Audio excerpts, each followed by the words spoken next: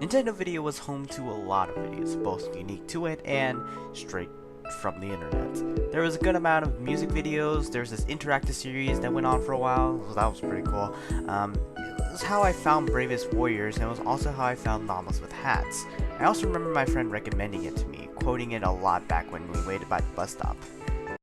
Carl! There is a dead human in our house! Released by FilmCal on February 19, 2009, over 10 years ago. Jeez. He did something so brilliant and so bizarre, it just worked.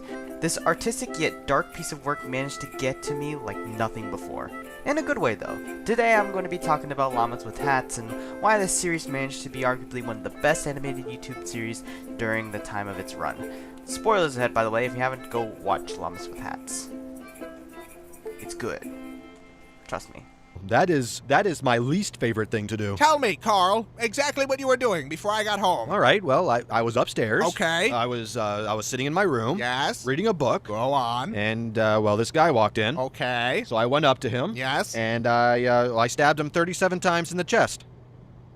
Carl, that kills people! Through the first 4 videos, it was exactly like this.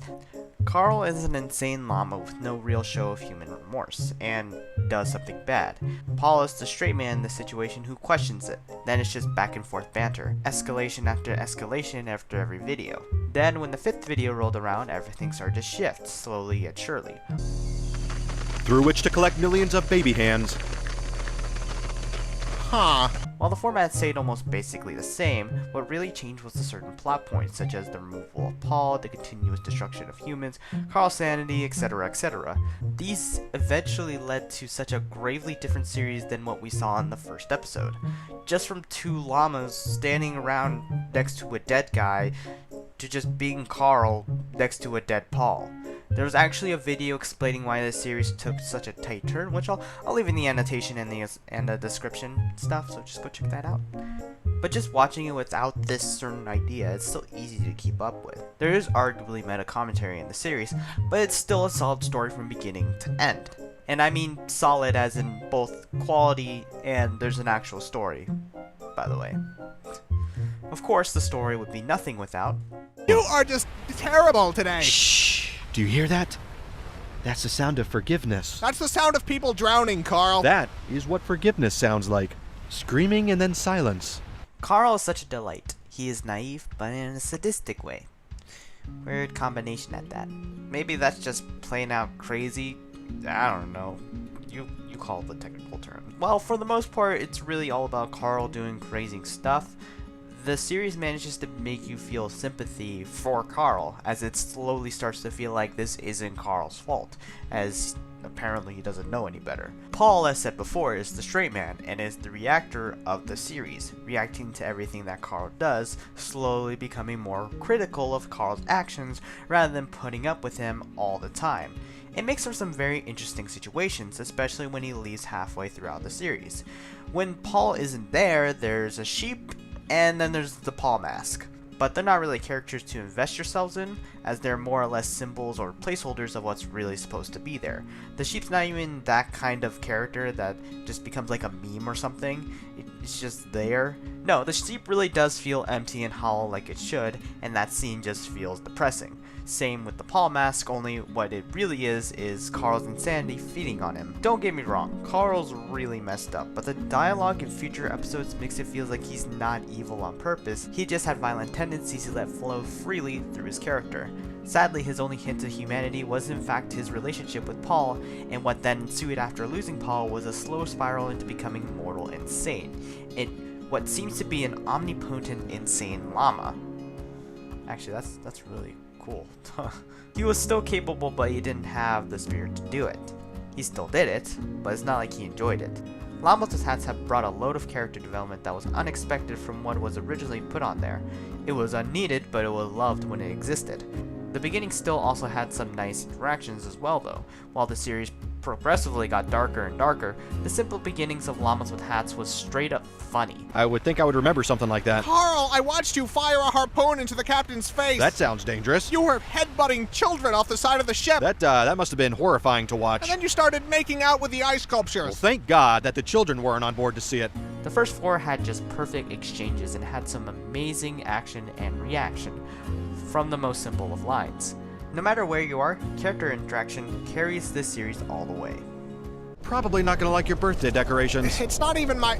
Oh my god. Surprise! Oh no. I'm sorry, I thought you liked faces. Obviously, there's a miscommunication. This is awful, Carl. You're right, it's not nearly as tasteful as I pictured it in my head. I think I'm gonna throw... Oh god, one touched me. Unlike Charlie the Unicorn, which actually does deal with its animation quite creatively, there wasn't much to the whole experience of the animation in Llamas with Hats.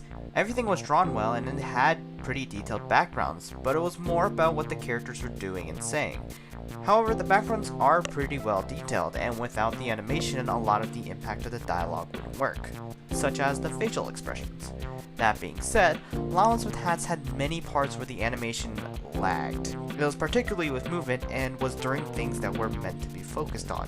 While things like subtle movement with backgrounds and falling can be given a pass as they weren't really in the forefront, the animation takes a dive for those scenes, which were coincidentally with faces, out of all things. Huh.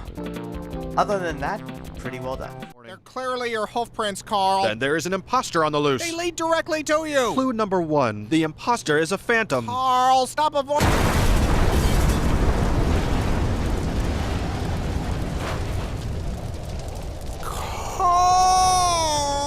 Carl and Paul being the only real voices in this is pretty neat the more you think about it. Also, their freaking performances are amazing. These guys are freaking funny. You hear the straight man with a shrill voice and the crazy one with a calm voice. Usually it's the other way around. The straight man is a normal voice and the crazy one is the over-exaggerated one. Or they're both over-exaggerated, but here it's swapped and it makes for some very funny interactions. The performances also keep their quality as the series goes on. They manage to pull off some real emotion when they get closer and closer to the end, and it almost made me tear up. There are 2 notable parts when it comes to the music. Its credits theme and the finale theme. The credits get more and more distorted as the series goes on, really creeping me out when the credits rolled. Luckily, the credits found their form when they got to the finale.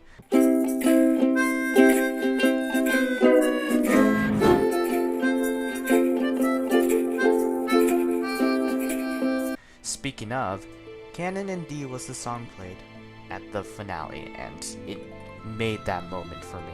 The music played over the destroyed ruins of everything, like the blood vortex in Paris. Carl screamed out for Paul, getting more emotionally unstable. Canon and D just getting louder and louder, building up more and more, then cutting as Carl hits the water. I don't know what that was for, but it hit me pretty hard. Yeah, sound was great.